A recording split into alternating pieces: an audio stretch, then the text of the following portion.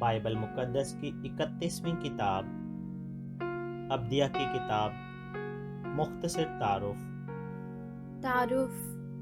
ये छोटी सी किताब 586 काफ मीम में सकूते यरूशलेम के बाद के ज़माना में किसी वक्त लिखी गई।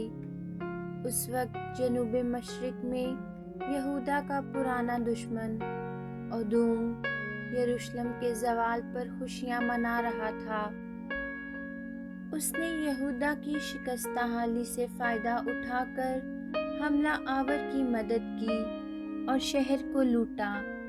अब्दिया ने नबूवत की कि अदूम को सज़ा मिलेगी, वो शिकस्त खाएगा और इसके साथ इसराइल की दूसरी दुश्मन कौमों का भी यही हाल होगा।